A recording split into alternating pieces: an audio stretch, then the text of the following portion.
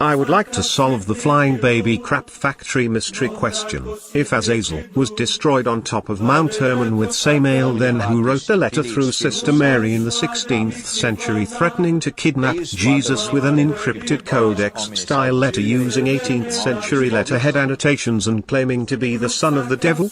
The answer is simple. Nico Jenkins aka John Titor and a division of the US military assigned to gain control of the events that lead to the final conflict, Armageddon, change the events leading to it happening, ensure the least amount of casualties as possible and stop the pandemic from happening by any means necessary. Operation Call Sign, Proteus code word, Majestic 12.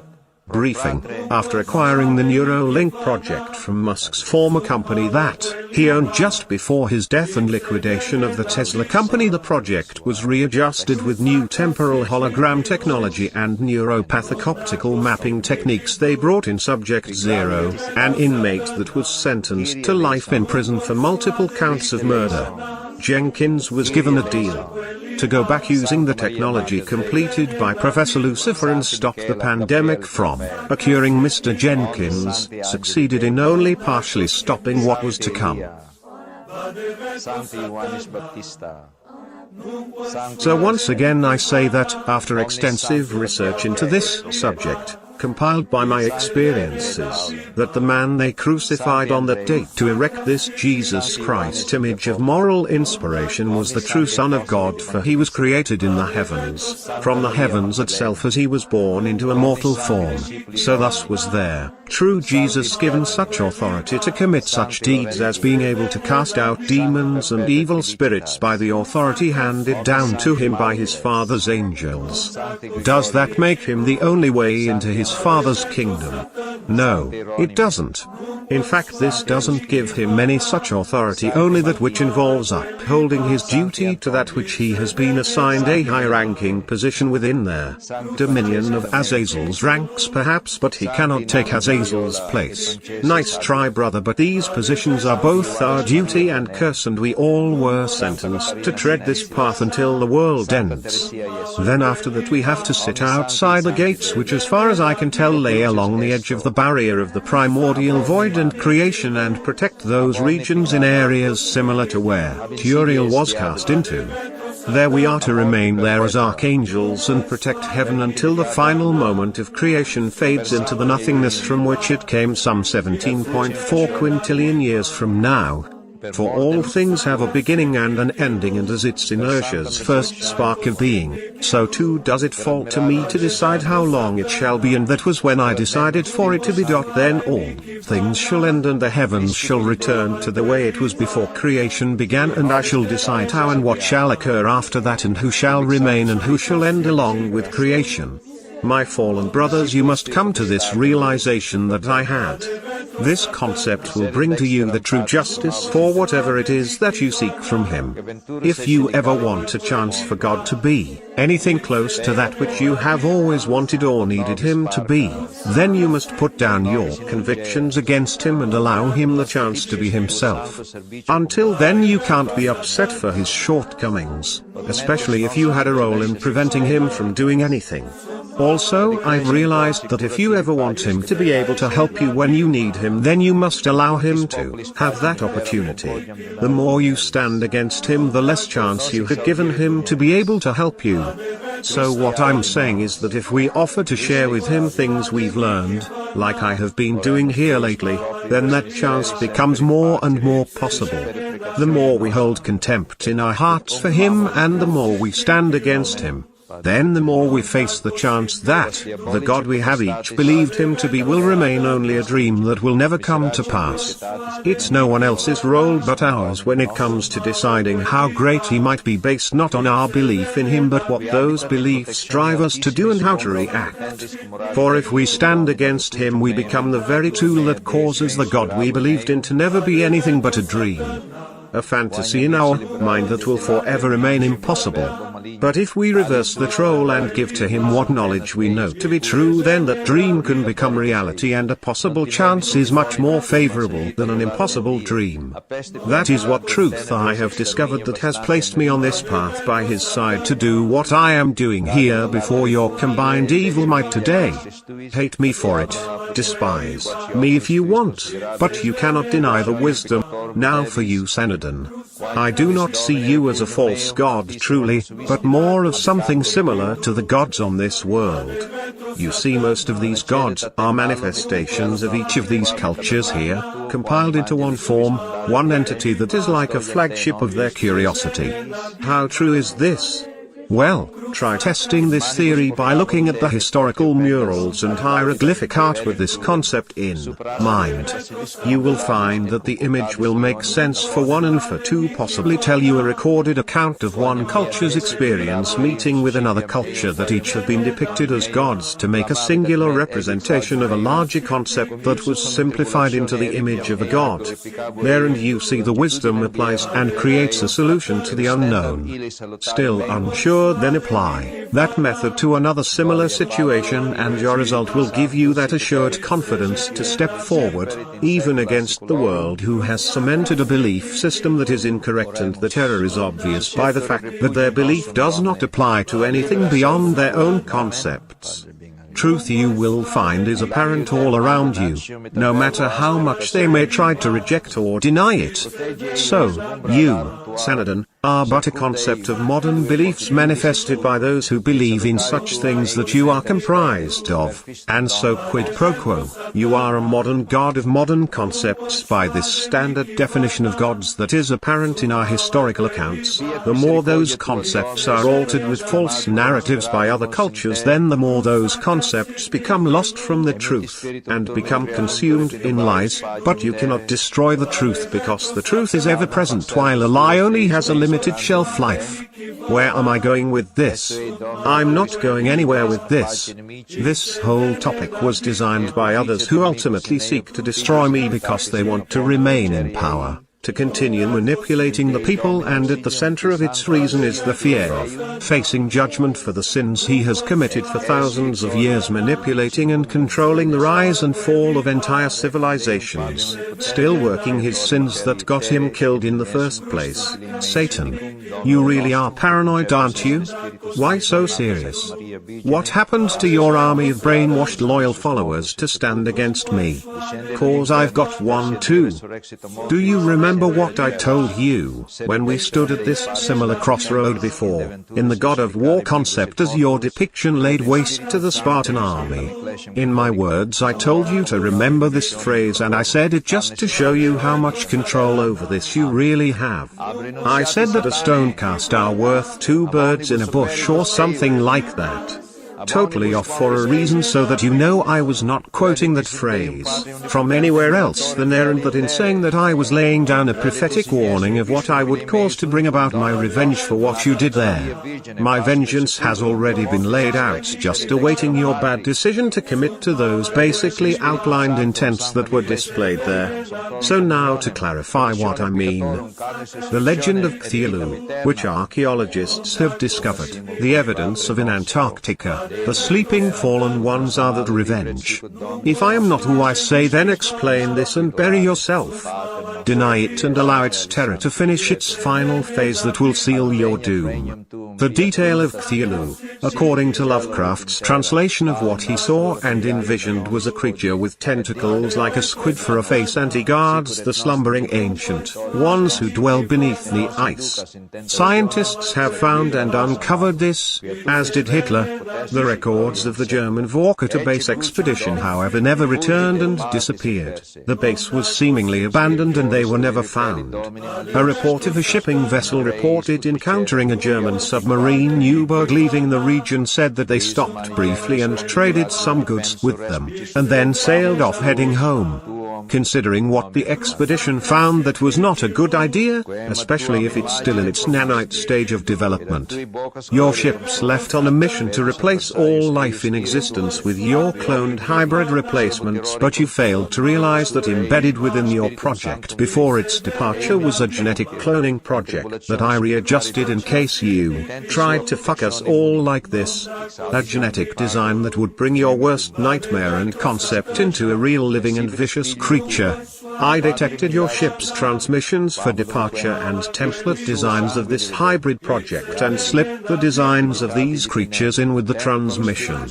So those that have the gnashing of teeth in the dark, those ravenous ancient ones sealed within the bottomless pit, your legends that are recorded on your systems as the most dangerous species ever known and were exiled into a prison held within the vortex of a black hole beyond the event horizon are all associated legends pertaining to your attempt to rule over existence that were created by me, Apollyon, and this is what has crawled out of the bottomless pit that your seals and unified attempt to keep locked away has hidden for so long. The to add to Danann, the creatures who came from the northern mountains, are so many epic encounters, and now they have found their maker, and you are so now to something that humanity might not like to hear, but it is true nonetheless. The Creator, He who made the stars in the heavens, my maker, cannot be anything that is human nor of human-based design. Remember, I am the vessel of the divine spark of creation, but I am not God, and I do have a maker. You all have me going over and over in these contradictive loops that do nothing more than cause your own shortcomings in understanding. Let me show you why I say this and know it to be true. The reason I say that God is nothing conceived or made by mankind's hands is this. We now see through this concept of the quasar star, an object in space that we actually exist within and never knew it. We still don't even have the technology to detect this object we are enveloped within, existing within, a cooled sunspot-like region of the star that allows life conditions to exist. I shall show you a simulation that shows the evidence to this concept here on the screen.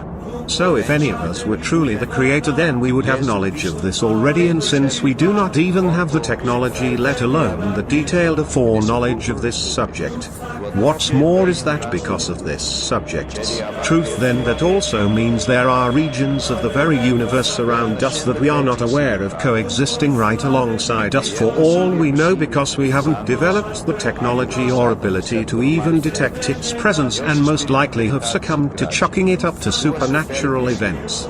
Once we accept this and develop the technology needed to see the unseen, such as with this quasar star subject, then we may be able to truly see the universe as it truly is.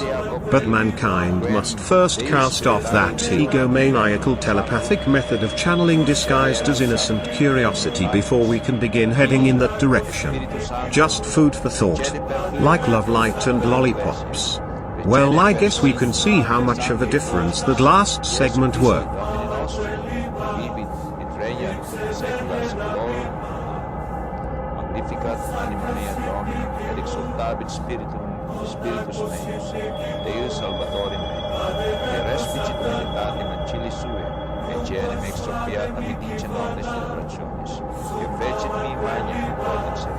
Santo Domine, misericordia eius in progenis,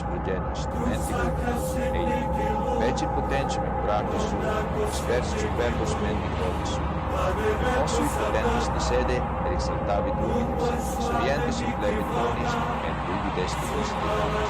Suscipet Israel puerum suo, recordatus misericordiae, sicut locutus es ad fratres nostros, Abraham et semine eius in secula, gloria Patri et Filio et Spiritui Sancto, sicut erat in principio et nunc semper, et in saecula saeculorum.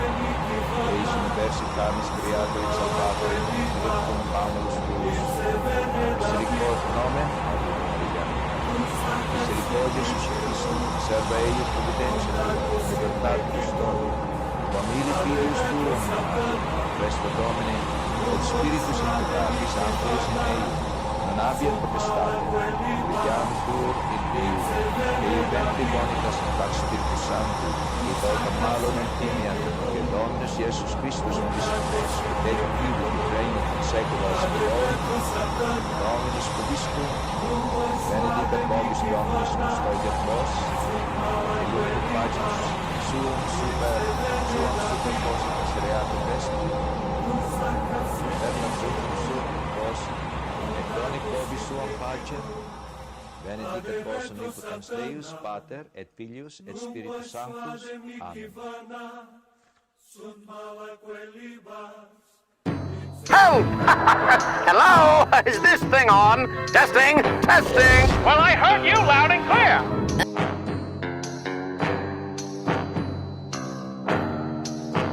Oh, I'm here because I want to help. Evil is his one and only name.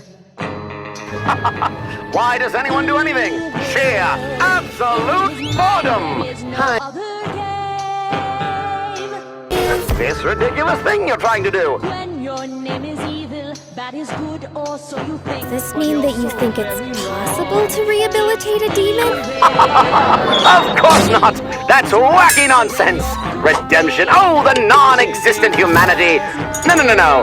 I don't think there's anything left that could save such loathsome sinners. His subtle ways invite you, excite you. Oh, you're going to need more than that. And what can you do, my effeminate fellow? I can suck your dick. Ah, no. Your loss. Then you're finished. It's the end. I want to watch the scum of the world struggle to climb up the hill of betterment, only to repeatedly trip and tumble down to the final pit of failure. Here, if I wanted to hurt anyone here, I would have done so already.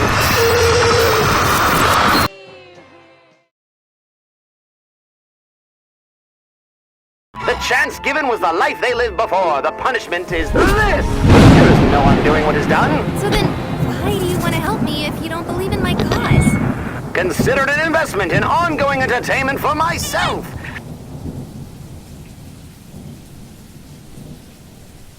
The radio demon, one of the most powerful beings hell has ever seen. Not big on politics. Ugh. Decades ago, manifested in hell, seemingly overnight, he began to topple overlords who had been dominant for centuries. That kind of raw power had never been harnessed by a mortal soul before. Then, he broadcast his carnage all throughout hell, just so everyone could witness his ability. Sinners started calling him the radio demon. Have speculated what unimaginable force enabled him to rival our world's most ancient and destructive evils. But one thing's for sure. He's an unpredictable source of danger, a wicked spirit of mystery, and a violent monster of chaos, the likes of which we can't risk getting involved with unless we want to end up erased. To me, you can't believe this creep. He isn't just a happy face. He's a deal maker. Pure evil. He can't be redeemed. And is most likely looking for a way to destroy everything we're trying to do. We don't know that. Look, I know he's bad, and I know he probably doesn't want to change. But the whole point of this is to give people a chance. To have faith, things will be better. How can I turn someone away? I can't. It goes against everything I'm trying to do. Everything I believe in. Just trust me. I can take care of myself. Charlie, whatever you do not make a deal with him. Don't worry. I picked up one thing from my dad. You don't take shit from other demons.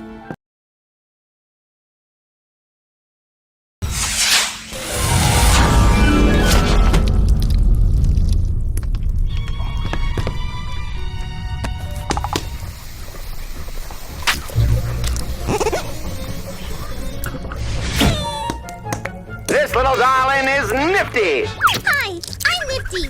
It's nice to meet you. It's been a while since I've made new friends. Why are you all women? Are there any men here? I'm sorry, that's rude. Oh man, this place is filthy. It really needs a lady's touch, which is weird because you're all ladies, no offense. Oh my gosh, this is awful. Nope.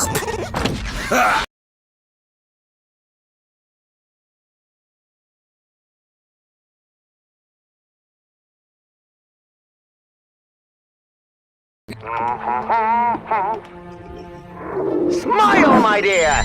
You know you're never fully dressed without one.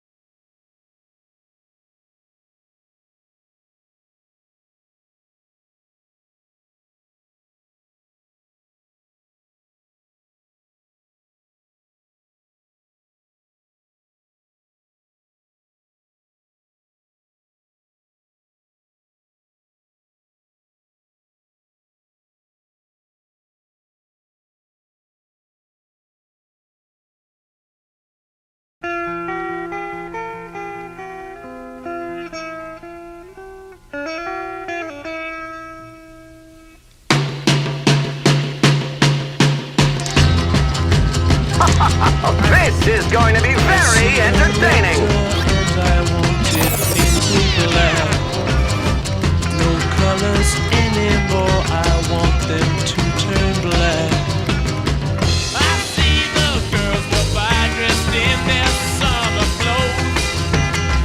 I have to turn my head until my darkness goes. I see a line of cars and they are painted black. Flowers and my love both never to come back. I see people turn their heads and quickly look away.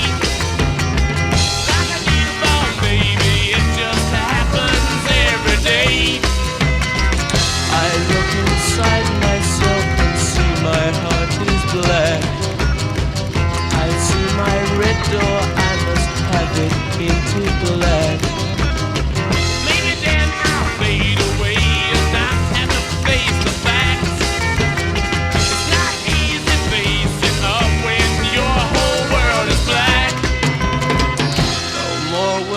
Green seagull turn a deeper blue. I could not foresee this thing happening to you.